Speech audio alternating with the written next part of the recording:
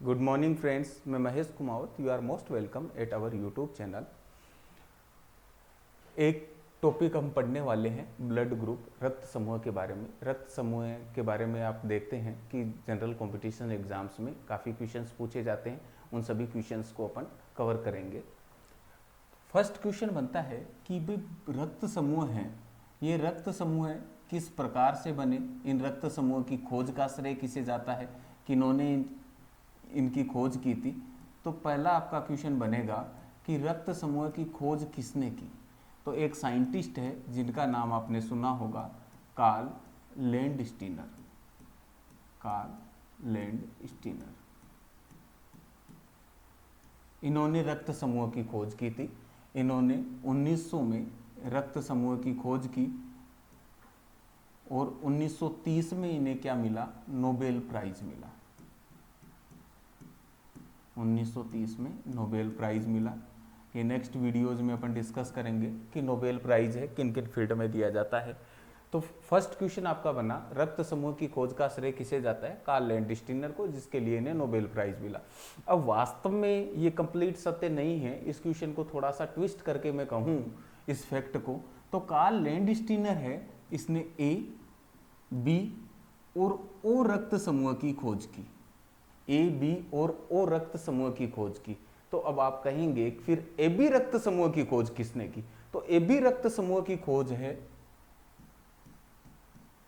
ए B रक्त समूह, blood group है ए बी।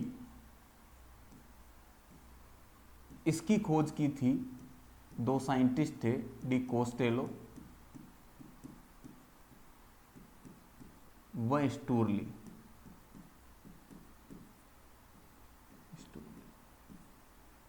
तो यहां से आपके कंप्लीट क्वेश्चन बना। यहां से क्वेश्चन पूछे कि कार्ल लैंडस्टीनर ने, अगर जनरल क्वेश्चन पूछे, ये ध्यान रखना स्टूडेंट्स, जनरल क्वेश्चन पूछे कि रक्त समूह की खोज किसने की, तो कार्ल लैंडस्टीनर ने। अगर इसको आगे क्लासिफाई करें कि ए, बी और ओ रक्त समूह की खोज किसने की, कार्ल लैंडस्टीनर ने की। और ए बी रक्त समूह की खोज किसने की, डी कोस्टेलो व स्टोरली ने की। अब ये चीज कैसे आइडेंटिफाई हुई कि भाई ये रक्त समूह है। तो देखो, रक्त समूह के बारे में इन्होंने सबसे पहले क्या देखा, जो आपकी आरबीसी है, जिसे आप रेड ब्लड कॉर्पस या इरिथोसाइट्स के नाम से जानते हैं। तो आरबीसी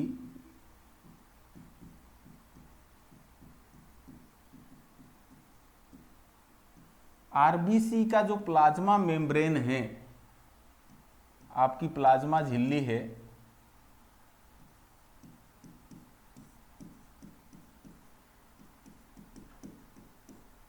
या इसको आप ये कह सकते हैं आरबीसी की जो सतह है उस पर क्या पाया जाता है, एक ग्लाइकोप्रोटीन पाया जाता है।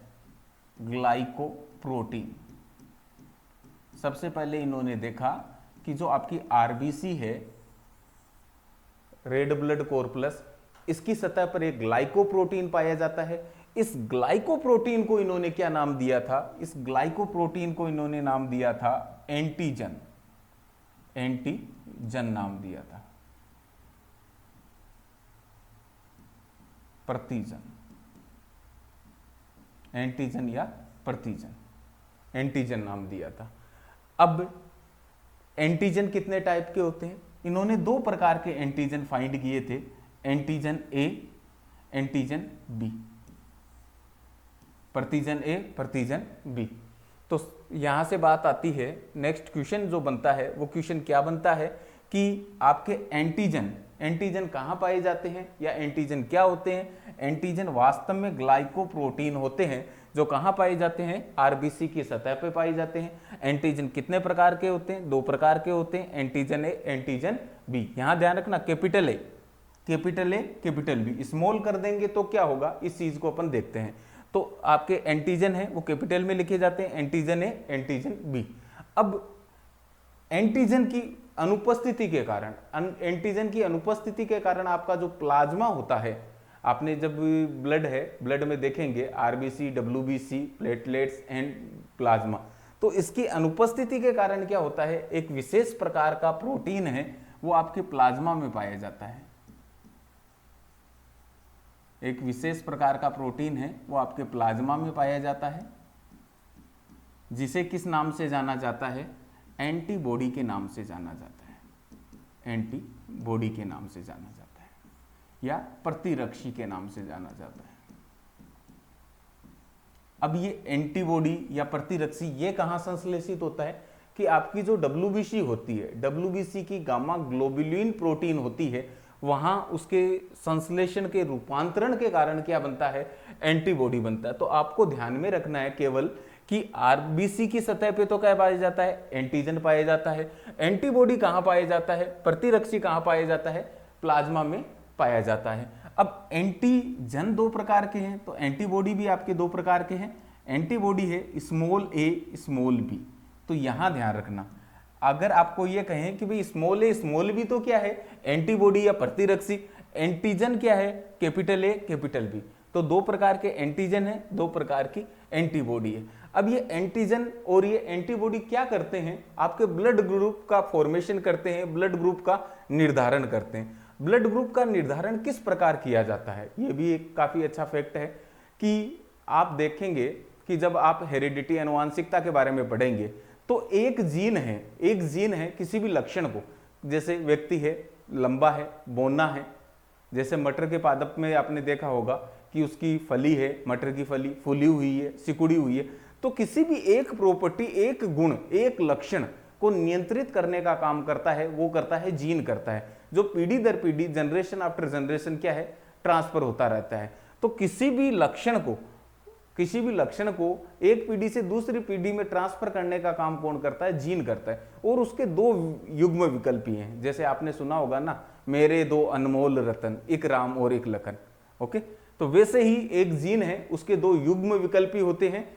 तो दोनों युग्म विकल्पी होते हैं, लेकिन कहते हैं कि एक्सेप्शंस आर एवरीवेयर। दुनिया अपवादों से भरी पड़ी है और उसी का अपवाद है रक्त समूह। अब आप कहेंगे कि अगर एक लक्षण के दो ही युग्म विकल्पी हैं, लेकिन यहां रक्त समूह तो आपने 4 लिख दिए, तो ये कैसे बने? तो यहां से क्वेश्चन बनता है मल्टीपल एलील, युग्म विकल्पी, बहुविकल्पी आनुवांशिकता।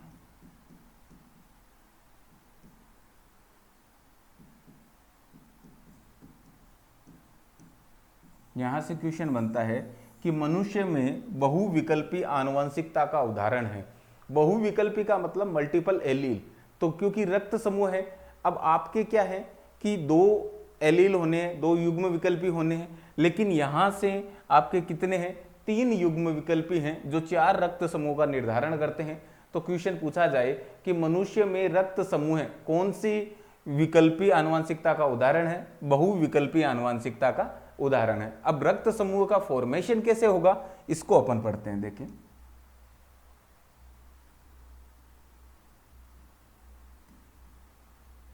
ब्लड ग्रुप्स, रक्त समूह। रक्त समूह किस प्रकार से बनेंगे? एक छोटी सी टेबल देखते हैं।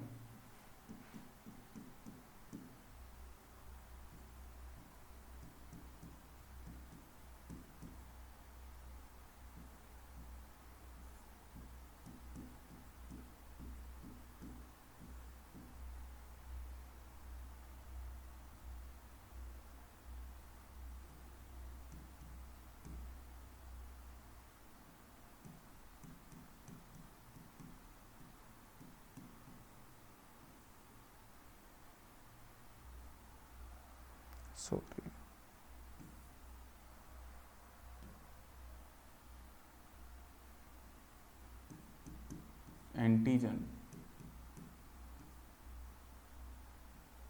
एंटीबॉडी और रक्त समूह।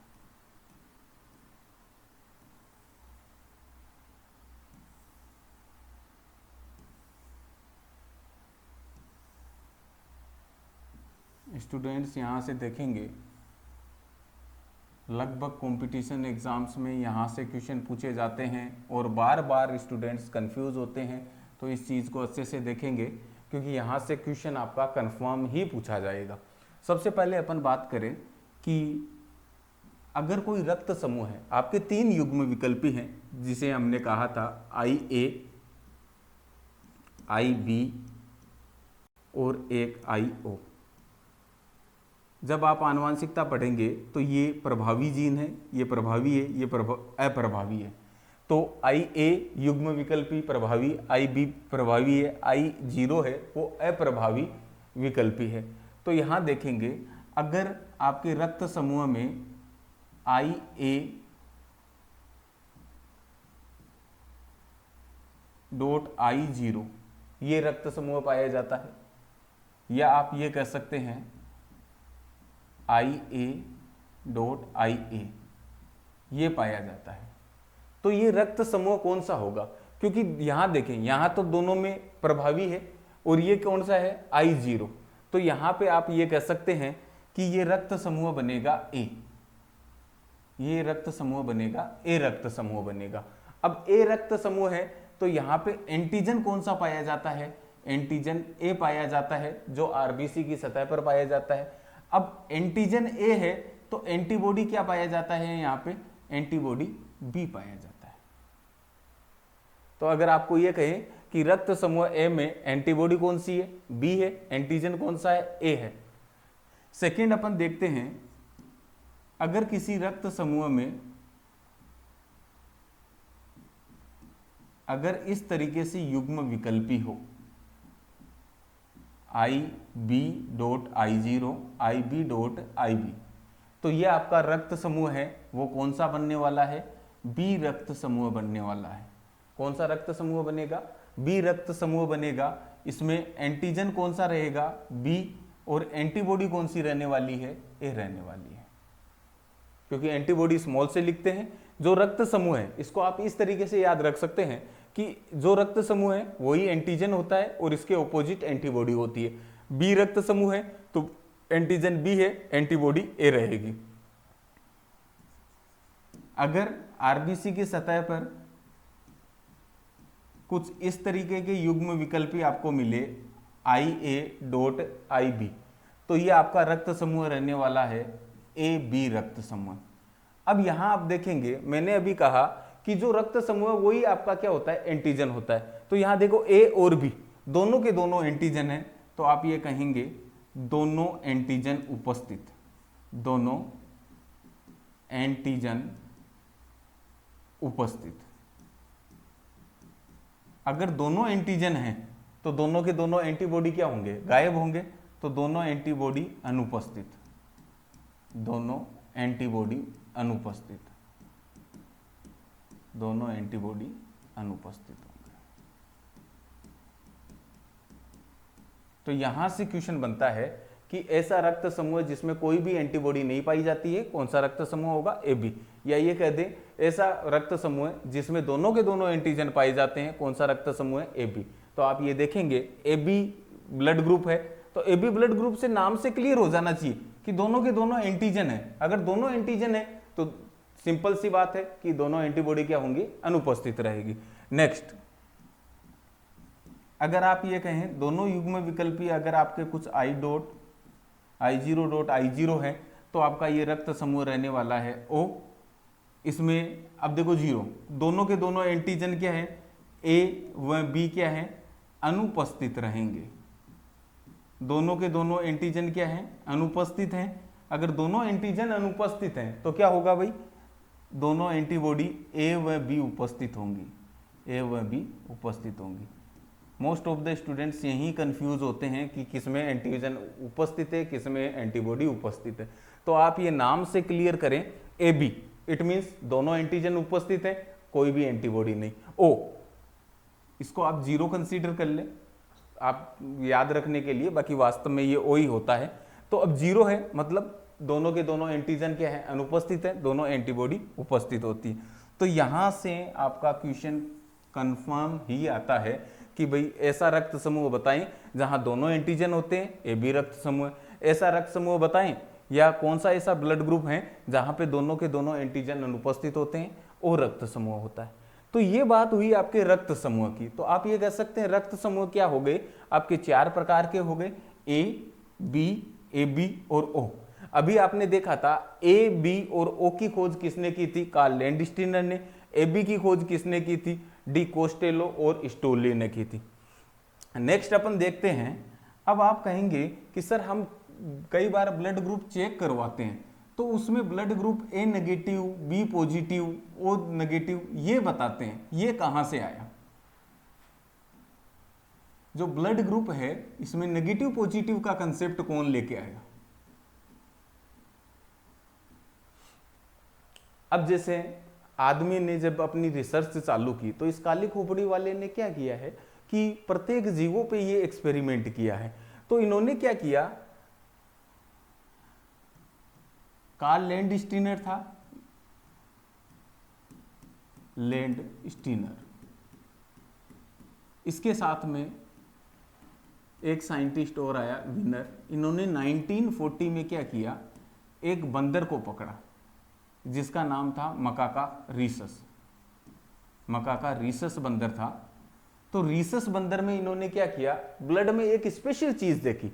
जो सबसे पहले इन्होंने एक्सपेरिमेंट किस में किया? मकाका रीसस बंदर में किया, और एक स्पेशल चीज देखी। फिर इन्होंने देखा क्या ये बंदर के शरीर में ही है, ह्यूमन बीइंग में भी होती है। तो ह्यूमन बीइंग में भी कुछ ह्यूमन बीइंग में इनको मिली, तो इन्होंने इस बंदर के नाम पे इसको क्या नाम दे दिया, RH फैक्टर। तो ये जो वर्ड है ना RH फैक्टर, ये RH फैक्टर यहां से आया, ये RH फैक्टर आया। तो अब अगर आपसे यहां क्वेश्चन बने, क्वेश्चन पूछे RH फैक्टर को किसने डिस्कवर किया? कार्ल लैंडस्टीनर और विनर नाम के दो साइंटिस्ट थे। इन्होंने बताया कि RH फैक्टर, ये RH फैक्टर कहां मिला? मकाका रीसस बंदर में मिला। मकाका रीसस बंदर है, उसके ब्लड में ये आपको खोजा गया था। अब ये RH फैक्टर है। अब आप कहेंगे सर पॉजिटिव नेगेटिव का कंसेप्ट नहीं आया, तो ये RH फैक्टर है, कुछ मनुष्यों में उपस्थित होता है, कुछ में अनुपस्थित होता है। तो जो 85% लोग होते हैं उनमें ये उपस्थित होता है, उपस्थित है, जिसको किस नाम से जाना जाता है? RH+। अगर किसी व्यक्ति का ब्लड ग्रुप है A और RH फैक्टर भी है तो वो ब्लड ग्रुप किस नाम से जाना जाएगा? ब्लड ग्रुप तो A है, RH फैक्टर है तो A+ के नाम से जाना जाएगा। जबकि बाकी लोगों में RH-, ऐसे व्यक्ति जिनमें RH फैक्टर नहीं होता है, अनुपस्थित होता है, वो RH- के नाम से जाना जाता है। जैसे अगर कोई व्यक्ति है जिसका ब्लड ग्रुप है B, उसमें RH फैक्टर नहीं है, अगर RH फैक्टर होता तो ब्लड ग्रुप क्या बन जाता? B पॉजिटिव बन जाता। अगर RH फैक्टर नहीं है तो ब्लड ग्रुप क्या बनेगा? B निगेटिव बनेगा। तो अब समझ आया, A positive, B negative, O negative, O positive, ये क्या है? ये RH फैक्टर डिपेंड करता है। अब आप बात करेंगे कि जो ये RH फैक्टर है, ये RH फैक्टर की खोज कर दी। Most of the human beings में RH फैक्टर पाया जाता है, 85% लोगों में। अब ये RH फैक्टर कितने टाइप का होता है? ये जो RH फैक्टर है ये एमिनो एसिड के फॉर्मेशन से बनता है। RH फैक्टर है ये एमिनो एसिड के, एमिनो अम्ल के फॉर्मेशन से बनता है। लगभग आपका 417 एमिनो एसिड है, एमिनो अम्ल, 417 एमिनो अम्ल मिलकर क्या बनाते हैं? RH फैक्टर बनाते हैं। तो जनरली ये क्वेश्चन एग्जाम में नहीं पूछा जाता, बट एक ये फैक्ट है, ध्यान में रखना है कि जो RH फैक्टर है इसका फॉर्मेशन कहाँ से होता है? जब 417 या 417 एमिनो एसिड क्रिएट करते हैं या संश्लेषित होते हैं, तब जाके RH फैक्टर का निर्माण होता है। और ये RH फैक्टर कितने टाइप के होते हैं? आपके 5 टाइप के RH फैक्टर होते हैं। RH-D, RH-C, RH-E, CDE capital है, एक है RH-c, एक है RH-e। तो ये आपके 5 RH फैक्टर हैं। तो RH फैक्टर कितने टाइप के होते हैं? 5 टाइप के होते हैं। अब यहां से एक अच्छा क्वेश्चन बनता है कि सबसे ज्यादा RH फैक्टर कौन सा पाया जाता है? RH-D पाया जाता है। ये सबसे ज्यादा पाया जाने वाला RH फैक्टर है। तो यहां से क्वेश्चन बनता है कि मनुष्यों में पाए जाने वाला सबसे ज्यादा RH फैक्टर कौन सा है? RH-D के नाम से जाना जाता है। 5 टाइप के RH फैक्टर होते हैं। अब RH फैक्टर का यूज कहां होगा इसको अपन डिस्कस करेंगे।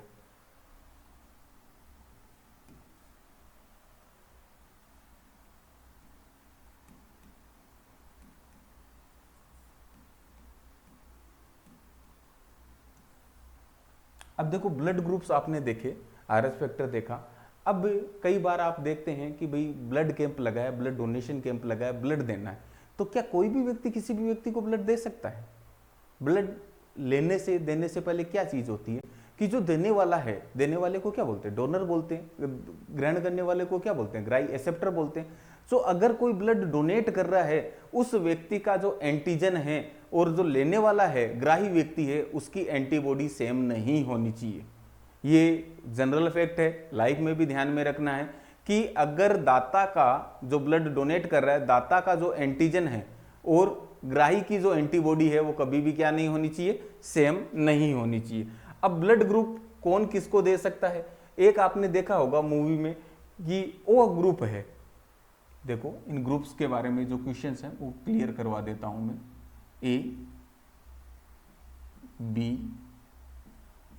ए बी और ओ।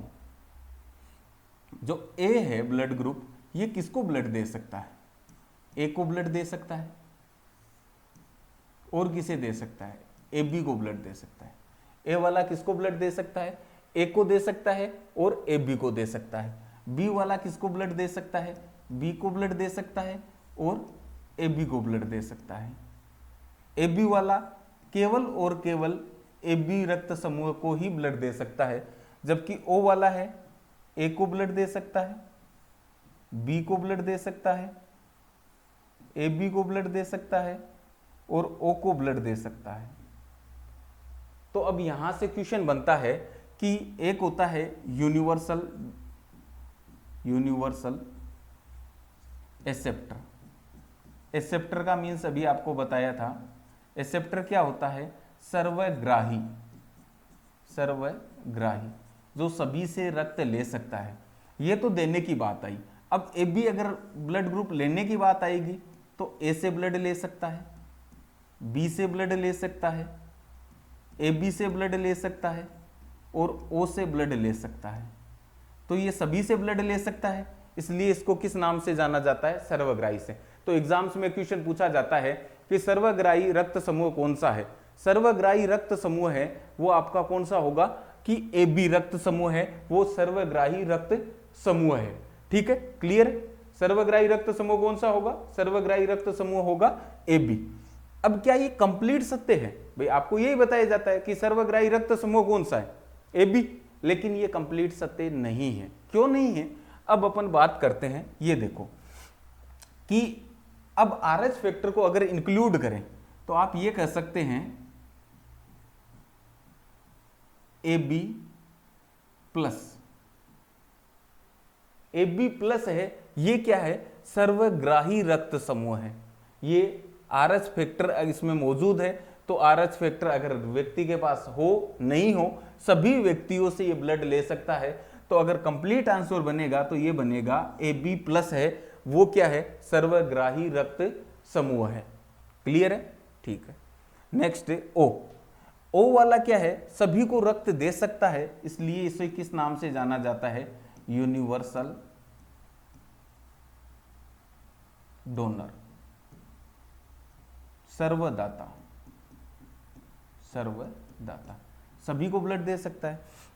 तो क्वेश्चन बनेगा कि सर्वदाता रक्त समूह कौन सा है? सर्वदाता रक्त समूह होगा आपका ओ। अब इसको कंप्लीट डिटेल में जाएं कि सर्वदाता कौन सा होगा। ओ है, सभी को दे सकता है, नो डाउट। अगर एग्जाम में सिंपल आपके क्वेश्चन आए तो कंफ्यूज नहीं होना है कि सर्वदाता कौन सा है। सर्वदाता ओ है, सर्वग्राही ए बी है। लेकिन अगर इसमें अंदर में क्वेश्चन पूछे कि सर्वग्राही कौन सा है? ए बी प्लस, और वास्तव में सर्वदाता कौन सा है? ओ निगेटिव। ओ निगेटिव है, वो क्या है? सर्वदाता है। यहां ध्यान रखना कि सर्वदाता कौन सा होगा? ओ नेगेटिव, और सर्वग्राही कौन सा होगा? ए बी पॉजिटिव होगा। ये आपके ब्लड ग्रुप की क्लियर है। अब माता पिता से संतान में अगर ब्लड ग्रुप किस तरीके से ट्रांसफर होते हैं,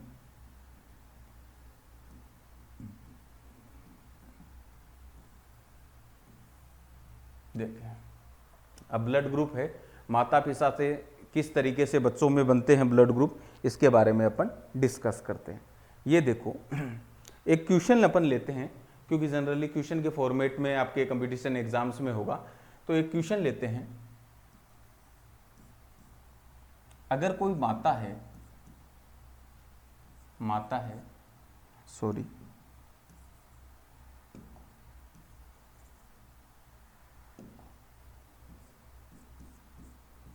जिसका ब्लड ग्रुप है ए बी और पिता है इसका ब्लड ग्रुप है ओ, अगर इन दोनों की शादी हो जाती है, मैरिज हो जाती है, तो इनसे उत्पन्न होने वाली संतान में क्या संभावना होगी, क्या ब्लड ग्रुप होने की संभावना होगी।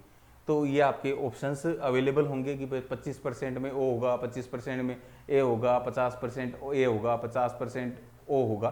तो इस क्वेश्चन को देखते हैं। अगर माता है, माता में ए बी ब्लड ग्रुप है, तो युग्म विकल्पी क्या मौजूद रहेंगे भाई, आई ए डॉट आई बी। ये आपको युग्म विकल्पी अभी बताया था पीछे। और जो पिता है आई ओ डॉट आई ओ। अब इनके आप ब्लड ग्रुप बनाएंगे आई ए क्रॉस आई ओ, तो क्या बन जाएगा आई ए डॉट आई जीरो। ये कौन सा रक्त समूह बनेगा, ये रक्त समूह बनेगा ए। अगर आई ए है, ये आई जीरो से इससे क्रॉस होगा तो आई ए डॉट आई जीरो। ये कौन सा रक्त समूह बनेगा, ये भी ए रक्त समूह बनेगा, I A dot I zero, I A dot I zero. अब आई बी है, I B dot I zero, ये कौन सा रक्त समूह बनेगा, बी। और next I B dot I zero, कौन सा रक्त समूह बनेगा, बी। तो आप देखेंगे कि जो 50% संतान है, 50% संतान है, उनमें कौन सा ब्लड ग्रुप रहेगा, ए। और 50% संतान में कौन सा रहेगा ब्लड ग्रुप, बी रहेगा। तो आपका आंसर बनेगा, अगर माता है जिसका ब्लड ग्रुप ए बी है, पिता जिसका ब्लड ग्रुप ओ है, तो उनसे उत्पन्न होने वाली संतान 50% ए ब्लड ग्रुप की होगी, 50% बी ब्लड ग्रुप की होगी। नेक्स्ट एक ऐसा क्वेश्चन और बता देते हैं ताकि क्लियर हो जाए। अगर माता है, इसका ब्लड ग्रुप ए बी है और पिता है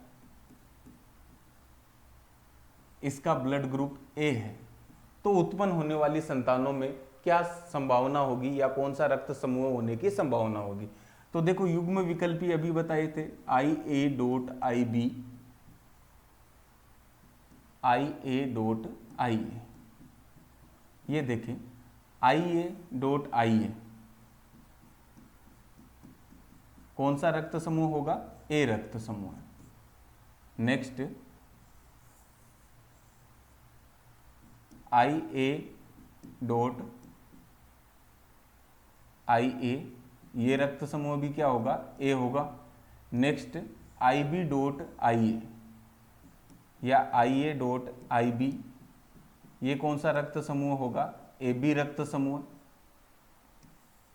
I B dot I A dot I B, ये रक्त समूह कौन सा होना है, ए बी। तो आप कह सकते हैं 50% जो संतान है उनमें कौन सा ब्लड ग्रुप रहेगा, ए ब्लड ग्रुप रहेगा, जबकि 50% संतानों में कौन सा ब्लड ग्रुप रहेगा, बी ब्लड ग्रुप रहेगा। अगर माता है वो आपके ए बी ब्लड ग्रुप की है, पिता ए ब्लड ग्रुप का है, तो 50% संतानों में आपका ए ब्लड ग्रुप और 50% संतानों में क्या रहेगा, बी ब्लड ग्रुप रहेगा। अब देखो कुछ फैक्ट देखते हैं अपन इसके बारे में। ये तो आपके हो गया कि ब्लड ग्रुप का फॉर्मेशन किस तरीके से है, कौन सा एंटीजन पाया जाता है, कौन सी एंटीबॉडी पाई जाती है। अब एक चीज आती है यहां से, एक आपने नाम सुना होगा गर्भ रक्ताणु कोरकता, या जिसे आप कहते हैं एरिथ्रोब्लास्टोसिस फिटेलस।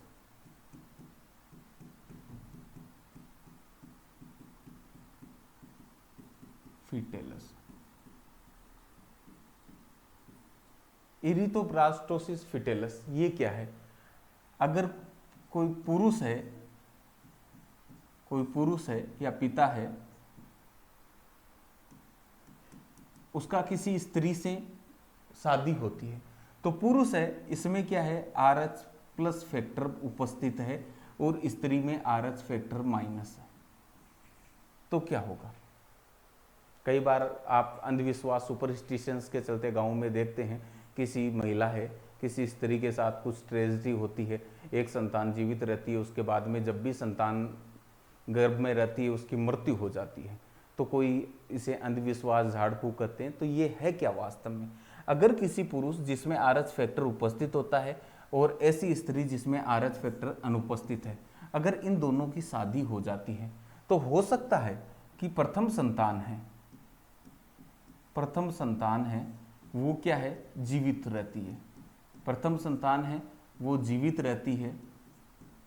उसके बाद में जब भी संतान उत्पन्न होती है या उत्पन्न होने से पहले ही अल्प समय में ही, मतलब जो गर्भावस्था पूर्ण होती है उससे पूर्व ही गर्भ में मृत्यु हो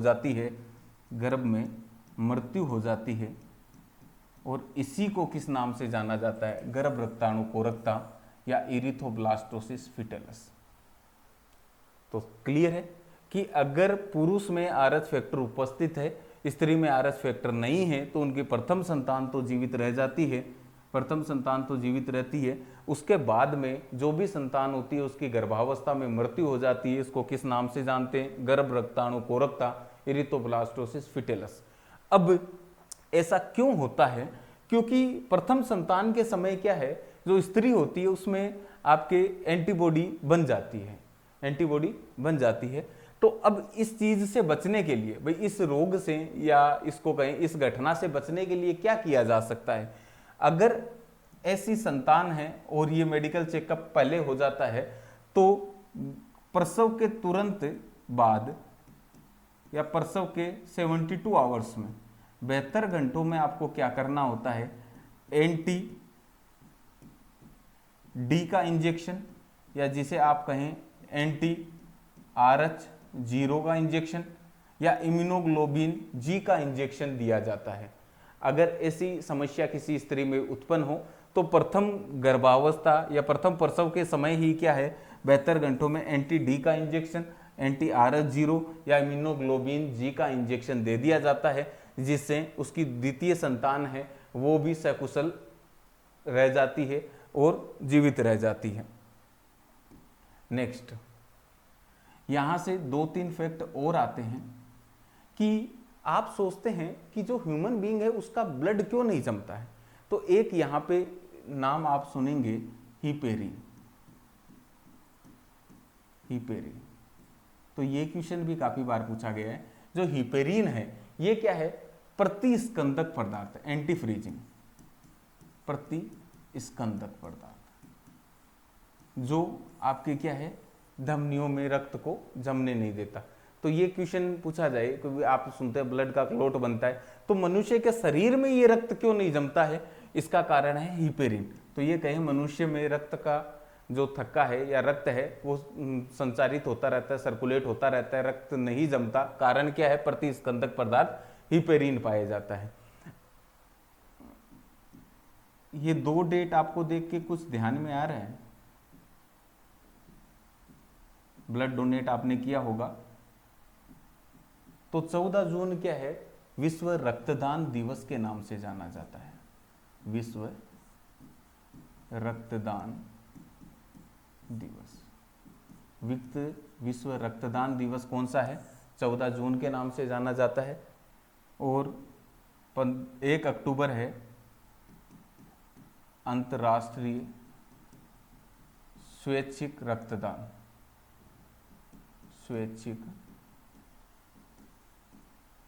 रक्तदान दिवस।